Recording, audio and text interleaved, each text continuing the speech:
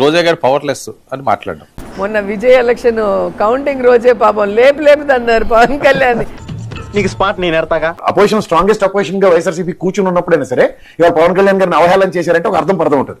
At least వాళ్ళతో సమానంగా కూడా లేనప్పుడు ఇప్పుడు ఏ ప్రాతిపదిక 10 లోపల 11 నన్ను అవలగానే చేయడంలా నువ్వు ఒక సాడిస్టిక్ సంతృప్తి పొందుతున్నావు నాకు అర్థమైంది. ఓకే అట్లనే కానిద్దాం. పవన్ కళ్యాణ్ గారిని లేపు తనడం కాదన్నా, మన జనాలు దీన్ని ఒంగోబెట్టి బెంగారని చెప్పన్నా. ఓసారి పేసి మైని చూసి నేర్చుకోరా. హీరో అంటే ఎలా ఉండాలి, సింగిల్ గా ఉండాలి, సింగిల్ పార్టీగా రావాలని. కుక్క దగ్గరకు వస్తే కరవడానికి చెప్పుతోనే కొడతాం, కర్రతోనే కొడతాము. దాని భాషలోనే కౌంటర్ ఇవ్వాలి. జగన్మోహన్ రెడ్డి గారు కాకుండా పట్టుమని మన చేతికున్న వేలంత మంది 10 మంది గెలిచారన్నా.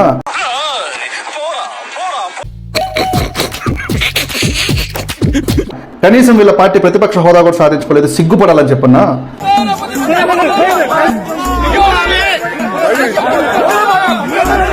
ఎక్కడన్నా అడుక్కోవడం చూసారా కేఎస్ గారు మీరు ప్రతిపక్ష హోదాని? చూడండి సార్ చూడండి.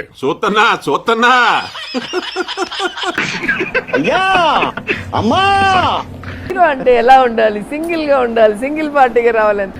సింహం అన్నారు కదా, అరే తోడగొట్టండి. సిగ్గు లేదు, ఎత్తురు లేదు, అడుక్కోవడానికి సిగ్గు లేదు.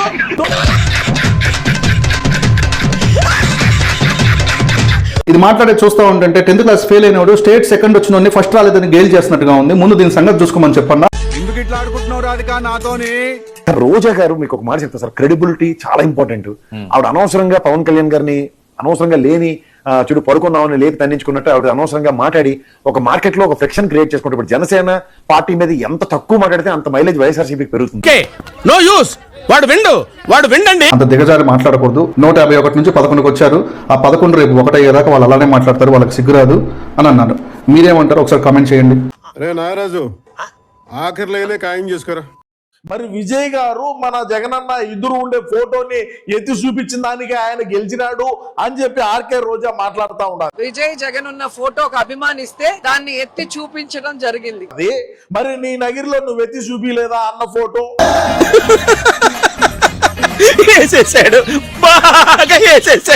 అదే విధంగా 175 నియోజకవర్గాల్లో కూడా అన్న ఫోటోని ఎక్కడా కూడా ఎత్తి చూపిలేదా? ఎవరు చూడలేదు కదా, కోళ్ల పందాలు చూసినట్టు చూస్తున్నారు బాబా.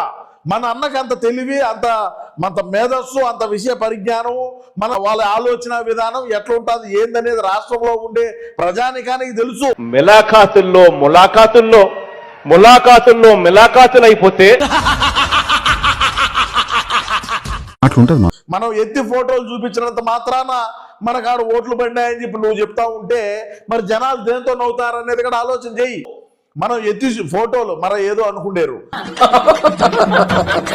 మరి నీ నగిరిలో నువ్వు ఎత్తి చూపిలేదా మన జగనన్న ఫోటోని? అది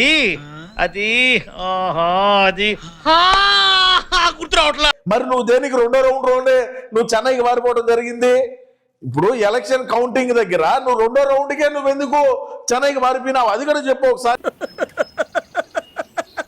కరెక్ట్ మనిషి దొరికావయ్యా. కానీ వైఎస్ఆర్సీపీ జనసేన ఎక్కువ ఫోకస్ చేసుకుంటూ అలా సహాయమా నిస్సహాయమా అన్న దాన్ని ప్రజల్లోకి ఎస్టాబ్లిష్ చేయడం అవుట్ రేటెడ్ క్వశ్చన్ అది. ఎందుకు? ఎందుకంటే ఫ్రమ్ ద లాస్ట్ 5 years వాళ్ళు ప్రూవెన్ ట్రాక్ కనుక చూస్తుంటే వాళ్ళ అవమానాలు భరించి ఈసారి 21 స్ట్రైక్ రేట్ తో గెలిచి చూపించారు. అందరి ముందు పరుగిపోయిందిగా, ఇంకెలా తలెత్తుకుంటూ వెళ్ళాడు. ఇవాళ వీళ్ళు పని చేయడం మానేసి ఎంతసేపు పవన్ కళ్యాణ్ గారి మీద ఆడిపోసుకుంటూ కూర్చుంటే టైం వేస్ట్ తప్ప ఇంకేముండదు. ఇలాగే సార్ కొంచెం ఆడుగా బిహేవ్ చేస్తుంది. కొంచెం ఆడుగా బిహేవ్ చేయడం కాదు సుబ్బారావు గారు, పిచ్చండి ఇది. ఇవాళ ఆయన ఇంట్లో కూర్చున్నా, ఇప్పుడు కేసీఆర్ గారు ఫామ్ హౌస్ లో కూర్చున్నారు. 5 సంవత్సరాల దగ్గర నేను చేయగలిగారా? 5 సంవత్సరాలతో ప్రజలు తీర్పు ఎలా ఉంటుందో నిర్ణయం ఎలా ఉంటుందో తర్వాత చూసుకుందాం. సరిపోయింది.